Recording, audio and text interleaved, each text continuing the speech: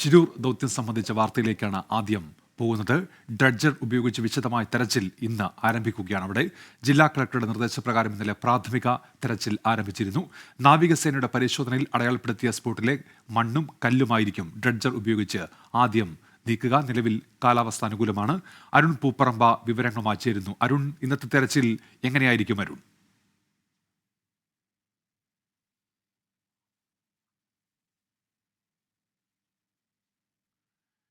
ഷിരൂരിൽ dredger ഉപയോഗിച്ചുള്ള വിശദമായ തിരച്ചിൽ ഇന്ന് ആരംഭിക്കുകയാണ്. ഇന്നലെ ജില്ലാ കളക്ടറുടെ നിർദ്ദേശപ്രകാരം പ്രാഥമിക പരിശോധന നടത്തിയിരുന്നു. പക്ഷേ ഇന്ന് വിശദമായ തിരച്ചിലേക്ക് കടക്കും. ഡ്രഡ്ജർ ഉപയോഗിച്ചാണ് ഈ ദൗത്യം. നാവികസേന അവിടെ അടയാളപ്പെടുത്തിയ സ്ഥലങ്ങളുണ്ട്.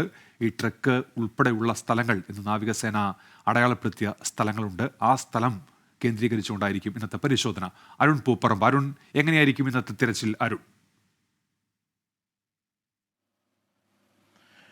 ഉന്മേഷ്, ഇന്നലെ ഏറെ വൈകിയാണ് ഈ ഡ്രഡ്ജർ ദൗത്യ മേഖലയിലേക്ക് എത്തിക്കുകയും അവിടെ പ്രാഥമികമായിട്ടുള്ള ഒരു തെരച്ചിൽ മാത്രമാണ് ഇന്നലെ നടത്തിയത്. ഏകദേശം ഒരു 45 മിനിറ്റ് മാത്രമാണ് ഇന്നലെ ദൗത്യ മേഖലയിൽ ഡ്രഡ്ജർ എത്തിച്ച് പരിശോധന നടത്തിയത്.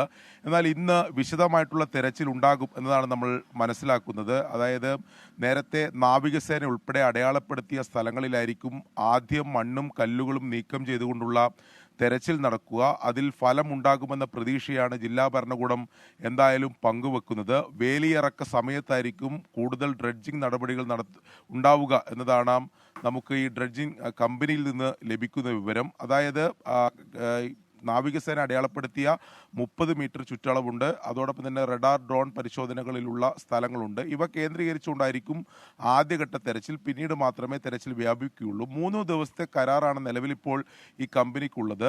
അത് 3 ദിവസത്തിൽ കൂടുതൽ ആക്കുന്നതിന് വേണ്ടി തീരുമാനമെടുക്കേണ്ടത് ജില്ലാ ഭരണകൂടമാണ്. ആവശ്യമെങ്കിൽ 10 ദിവസം വരെ തെരച്ചിൽ നടത്തുമെന്നാണ് ജില്ലാ ഭരണകൂടം എന്തായാലും ഇപ്പോൾ വ്യക്തമാക്കിയിട്ടുള്ളത്. 8 മണിയോടെയായിരിക്കും ഇന്ന് തെരച്ചിൽ നടപടികൾ ആരംഭിക്കുക. ഈ പുഴക്കടിത്തട്ടുള്ള മണ്ണ് ക്ലിയർ ചെയ്ത് കഴിഞ്ഞാൽ നാവികസേനയും ഈശ്വർ മാൽപേ സംഘം ഉൾപ്പെടെ ഈ ദൗത്യത്തിന്റെ ഭാഗമാകുകയും ചെയ്യും. ശരി, അരുൺ പൂപ്പറമ്പയാണ് ഷിരൂരിൽ നിന്നും തത്സമയം ചേർന്ന് വിവരങ്ങൾ നൽകിയത്.